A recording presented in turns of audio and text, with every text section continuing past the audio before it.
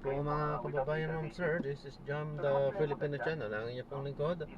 So today is April 6, 2026 at tayo ngayon ay papunta dyan sa may Wolfgang's Steakhouse, BGC sa 3rd Avenue, Fort Bonifacio, Taguig po yan. At dadalhin po natin sa may Astra Tower, sa may Prisma Residences, sa Bagong Ilog, Pasig po yan. Okay, magbabalik po tayo mamayang unti pag nakuha na po natin sila. Disclaimer lamang po, ang content po natin ay kalsada at hindi ang passenger. Kaya nga naman sakasakali man po na may marinig kayong mga pangalan ng lugar, pangalan ng tao, pangalan ng organisasyon sa government o private man yan, ay wala pong kinalaman ang channel na ito at wala pong pinapatungkulan.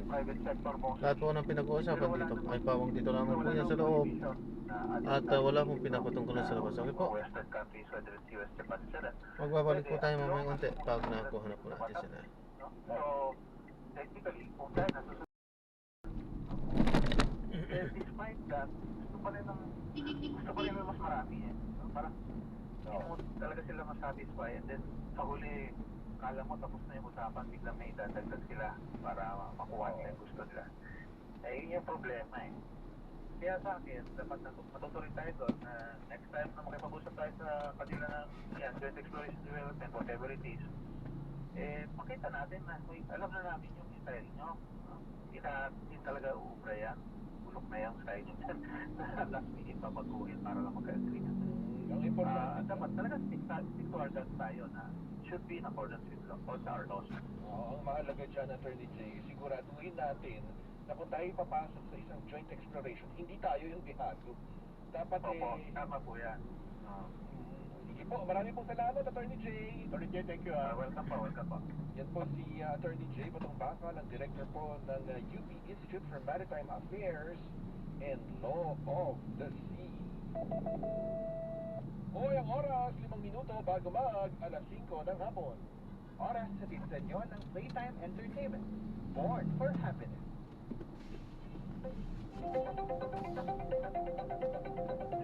Napanawa na yung bed umulit lang pala na kalugay. Nagkakawala. Hindi kaya ako nabanggit yung pwede ba natin yung public dito sa mga kapitbahay natin. Sige, lumayo pa tayo kung sino na po pwedeng may kakayahan na tawag dito, mag-explore. Makatulong natin sa exploration ng yaman natin sa West Philippine Sea. Ganyan kasing ginawa ng mga bansa sa Middle East. Alam naman natin sa Middle East, yung mga unang-unang panahon, katulad sa UAE, naman sa Saudi Arabia, ang pinagkakakitaan nila doon, yung mga pearl. Yun lang, wala nang iba. Lalo sa Dubai. Nung meron silang madiscovery na langis na, in-offer nila sa, well actually din sa Amerika eh. Sa mga Brito. Sa Brito na nila in-offer kasi nakagoyo nung araw ang Amerika sa Saudi. Ano ba yung pamalo? Kayo rin di ba? Kaya mahirap magtiwala eh. Yun na yung importante doon. Kailangan hindi tayo yung magiging dehado. Ang isa pa dyan, kuya, kung ibubuksan natin to sa ibang mga bansa, makikita natin kung ano magiging reaction ng China. Yun na nga sinasabi ko. Diba? Sabihin natin, sige, pagkatawanan natin, nakaano tayo sa US. US, baka pwede nyo kami tulungan. Tingnan natin kung paano gre-react ang China. Kasi nga, diba, Pwede duda ba na yun? tayo diba? Duda na tayo dyan sa ikinikilos ng China. Oo, diba? So, doon natin makikita talaga kung ano yung Magkakaintindihan tayo once and for all. magkakaalaman. Diba? Ay nako. Anyway, ito pa ha, hindi po natin nakakalimutan ha, yung mga iba pang issue sa ating bansa. Dahil bagamat hinahanapan natin ng solusyon yung mga kailangan sa bilang epekto nga nitong pagsirit ng presyo ng produktong petrolyo, syempre yung mga iba pang issue ng ating bayan tulad itong impeachment complaint na kinakaharap ni VP Sara Duterte, pinag-uusapan pa rin natin. Hindi natin yan makakalimutan. Ano ba, break na ba muna tayo? O sige, teka lang Ang oras, 2 minuto bago mag alas 5 ng hapon. Ang oras ay hatid sa inyo ng Flemex for Kids. Mommies, agapan agad ang upo at lemang nakabara. Pambatang lagunti, Flemex!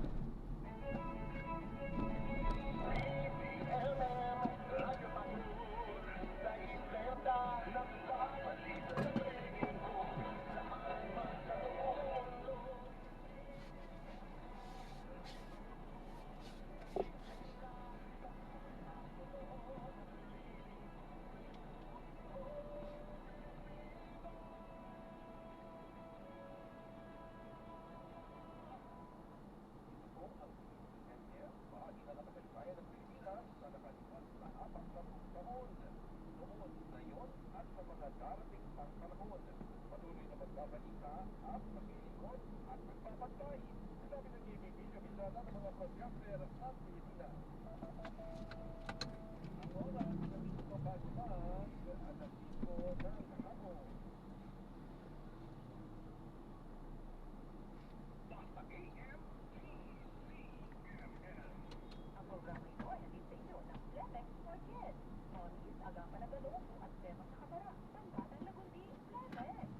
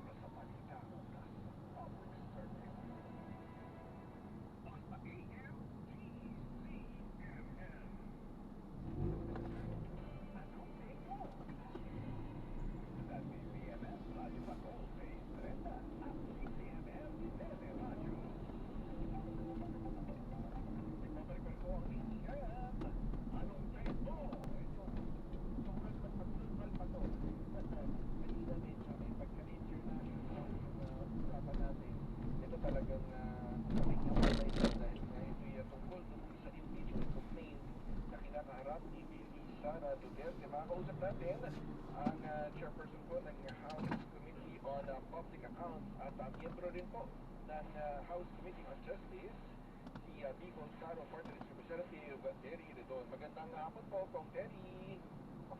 Ay, magandang hapon. Maraming salamat sa pag-isita. Happy Easter. Nakita ko yung Easter greetings nyo. May kaatiran kayo, Kong Terry. Oo, siyempre talagang pinaninindigan natin ang ating panggagaling sa planetang Yeko. Pero kulang ng kamay, Eric eh. Tatlo lang yung kamay na nag-appear. So, nasan yung isang kamay?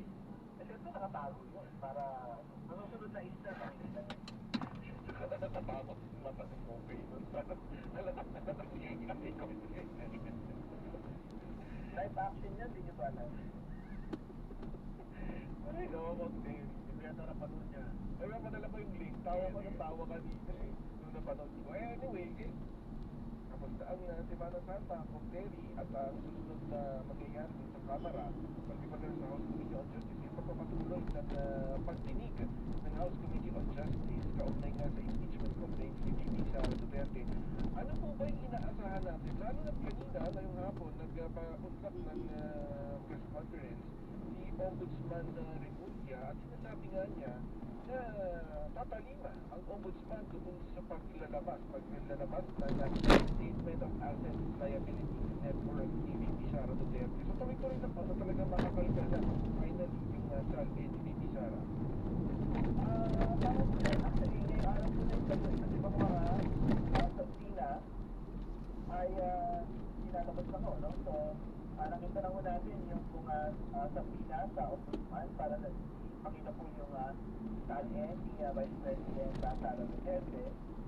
Yung pong kay Ramil Madriaga ay in-report, in-report at iba pang mga sabina na kasama din po dyan yung mga BIR documents, yung mga corporate documents, kasi para sa financial statement na mag-asawang Duterte Casio at yung kanila pong mga kumpanya na nakamista po sa 2024 sa atin. So, bukod dun sa Salin, sure na rin po na talagang haharap si Rafael Madrigal. Ano po kaya yung mauuna? Ang inasahan natin kasi sa unang araw po ng pagdinig next week, no, April 14, ay pag-usapan po itong confidential fund issue. No? So, meron po bahagi po kasi ng testimonya ni Ginoong Madriaga ay tungkol po doon sa supposedly pagkuha ng ilang bahagi ng confidential fund na nilagay daw po sa duffel bag at deliver po kanina po mga personal registrants na malapit po sa President Sara Duterte. So, yan po yung test po natin, no? Kung talagang totoo, tama ba ang kanya pong mga sinasabi. Pero ito'y palilinaw pa rin na hindi ito mini trial. Ito'y dahil parte ito ng preliminary investigation kumbaga sa regular na kurso ng mga kaso. Ito yung pinagdadaanan, hindi pa ito yung mismong paglilitis. Tama po yun, kasi ang paglilitis na po ay sa Senado. Pero mahalaga rin po kasi na mataasa na po yung mga ebidensya na isasalang din po pagdating na po ng kurso trial sa Senado. No? Kasi syempre ay din natin magpasa ng mahina na kaso, no? Diyan po sa Senado. So, ibig sabihin, yung po sa pinaka-confidential fund, pupunin po yung mga ebidensya na una, na isubit nila, pangalawa, yung mga kalagdagang ebidensya na makukuha mula po sa mga sabina, di ba pa mga testimonya, no? Ng mga witnesses at resource person. Again, lilinawin mo natin, kahit yung Korte Suprema po, ay nagsabi iba pa ho yung pong ebidensya na kinukuha during the course of the hearing proper or during the course of the impeachment proceedings in the House. No? Labas po ito doon sa mga dokumento na inisubite at the time of signing. So, the Supreme Court and the House Rules on Impeachment will show po na talagang meron pong kapangyarihan na mag-receive ng additional evidence ang ating pong committee.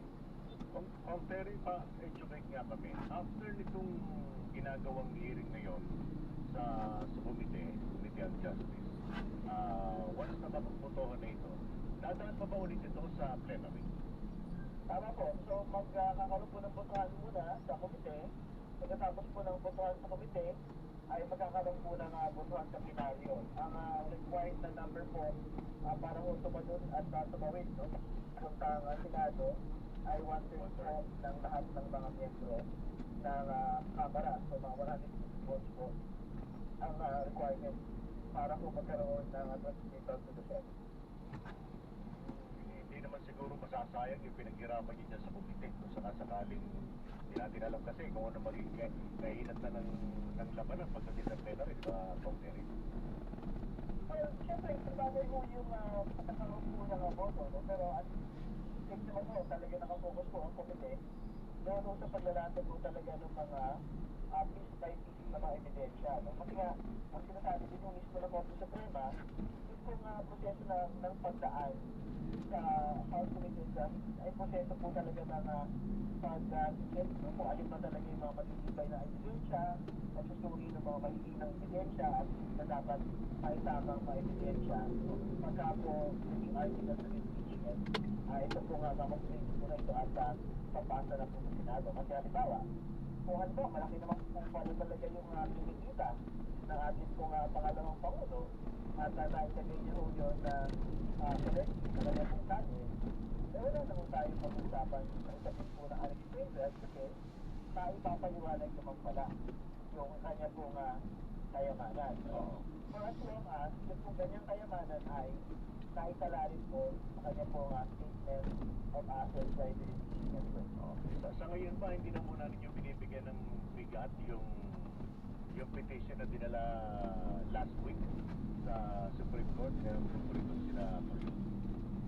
Pero una ko sa lahat, katulad nga sinabi ko nung nakaraan, Hindi na lang talaga natin, parang pang-gusto nga lang eh. Yan kung decision po na yan, kasi nga, at profile naman po, hindi naman ang Vice President Sara Duterte, kundi mga kadyado niya po mga abogado at kakampi lang, ano. Hindi mo siya sabi natin, wala ko silang legal standing para i-encourage po yung mga proseso na pinagdadaanan po ng komite ng President. Paki-educate nga ulit din kami. At atuhin natin yung issue nung yung nag-petition tsaka yung laman ng petition. Dapat ba combine yun? Merong legal standing, may personality yung nag-hain ng petition at merong legal grounds or legal arguments at dinala sa Supreme Court. Tama ko yun, pagkakambal mo na mga requisito yun, ano? Pero syempre, ang unang tatanungin ng Korte Suprema dyan ay, ano ba siyang standing? Ibig sabihin, o nakikikaw lang siya sa isang kaso na hindi naman siya kasali. Di ba? At ang paliwanag nila, ay hindi yan yan, taxpayers yan, kami ay nagpapayan dahil nga, talaga pong meron pong disbursement ng public funds.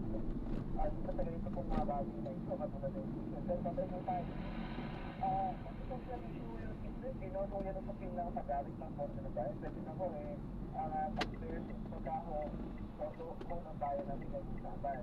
Pwede rin ang sabihin nila, kung nakarataw kami, rin naman natin nag-petition siya. Tapos pinayagan naman ko kami.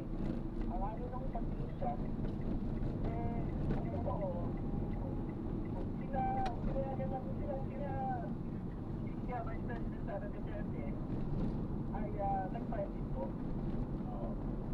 So, ibig sabihin, meron, wala naman nung pag-file ng ating pong pangalawang pangulo, so parang mahirap po masabihin na illegal status nila.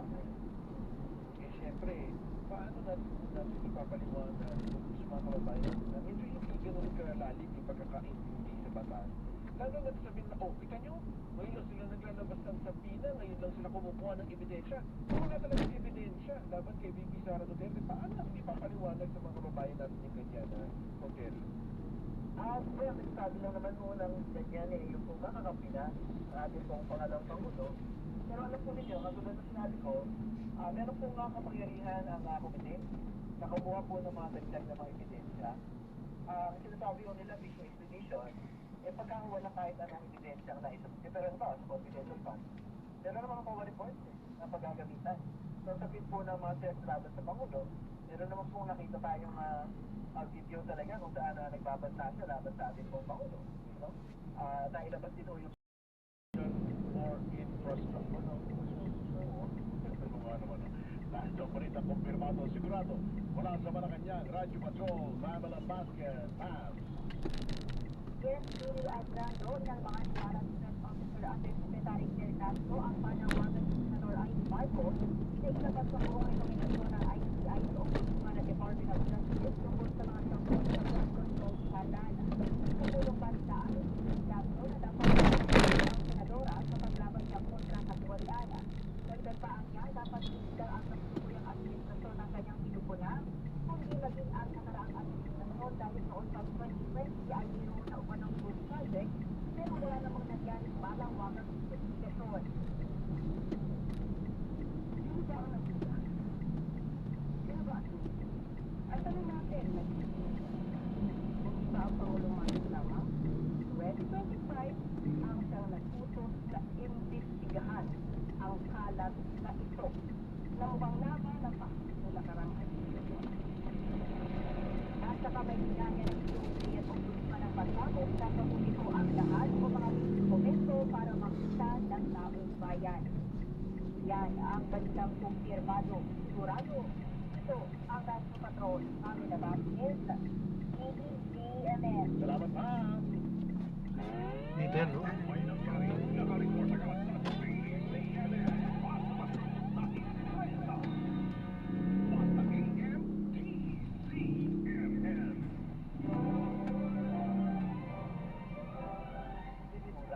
Panalo ang hapon mo mula Lunes hanggang Biyernes. Balikan ang mga kwento ng nakaraan sa MMK sa TVMM. Alas 12:30 ng hapon, alamin ang inyong mga karapatan at batas na puprotekta sa inyo sa Hello Attorney. Kasama si Attorney Noel Belgrado at Liza Aquino. Alas 1 ng hapon, agaran Tayo sila. So maraming salamat po sa panonood hanggang sa muli. Ingat po at God bless. Paalam po muna. Pansamantala tayo ay gagawa na ng ibang video sa ating susunod na misyon. Paalam po muna pansamantala. This is Jam, the Filipino channel, ang inyong pong lingkod. Paalam po.